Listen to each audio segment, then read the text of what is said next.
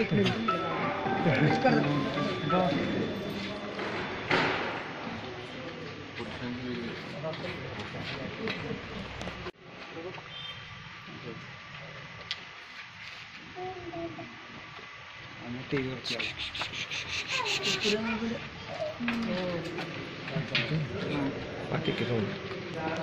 Line मिळेल आपल्याला. साधारण सन्स या तुम्ही आत म्हणा मागं बरोबर आहे. फॅमिली फोटो थोडंसं प्लीज प्लीज फॅमिलीचा एक फोटो घेऊन प्लीज. रंजित हातात रंजित जी हात मागे.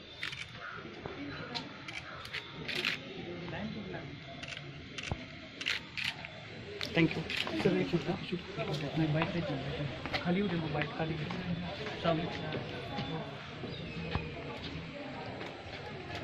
विशाल दादा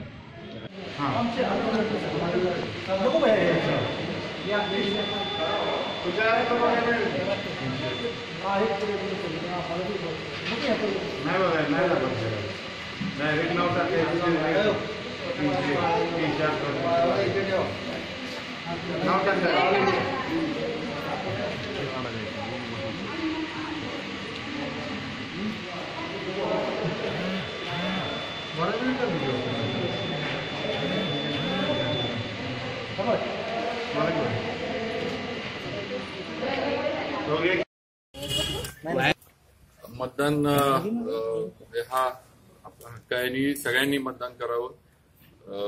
लोकशाहीमध्ये आपण राहतो आणि लोकशाहीतलं हे फार महत्वाचं शस्त्र आहे मला वाटतं की जे तुम्ही वापरू शकता आणि आपल्या पुढच्या पिढीचं आपल्या देशाचं सगळ्यांचं भवितव्य एका मताच्या माध्यमातून आपण ठरवू शकतो.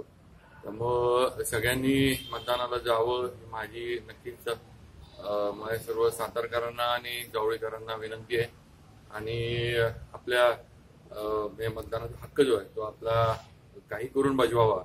कुठलीही कारणं किंवा कुठलंही मतदान चुकलं किंवा हे असं करू नये अशी विनंती माझी सर्व माझ्या दोन्ही तालुक्यातल्या माझ्या मतदार बंधू भगिनींना. काय सांगाल, कसं वातावरण आहे एकंदरीत? हा मतदारसंघ किंवा जिल्हा राष्ट्रवादीचाच आहे आणि नक्कीच आम्हाला खात्री आहे की राष्ट्रवादीचे उमेदवार उदयनराजे हे चांगल्या मताधिक्यानं या मतदारसंघातनं विजयी होतील. तसं काम सगळ्यांनी केलंय आणि या पहिल्यापासूनच शरद पवारांचा विचार या जिल्ह्यामध्ये नक्कीच खोलवर मतदारांच्या मनावर रुजलेला आहे. त्यामुळं काही त्यात फार हे होईल असं काही फरक पडेल असं वाटत नाही. मतदानाच्या बाबतीत महिला खरंच जागरूक असतात. आज पण आपण बघितलं महिलांच्या जास्त मोठ्या रांगा आहेत आणि प्रत्येक नागरिकांनी जर आपल्याला आपले राईट्स माहिती आहेत तर आपल्या ड्युटीज पण करायलाच पाहिजेत. मतदान करणं ही आपली ड्युटी आहे, कर्तव्य आहे, ते प्रत्येक मतदारांनी बजावलं पाहिजे. आणि ही डेमोक्रेसी जे आपण म्हणतो त्याच्यात सर्वात मोठं पहिलं आपलं काम आहे की आपण मतदान करायचं आणि त्याच्यानंतरच आपण आपले हक्क मागू शकतो.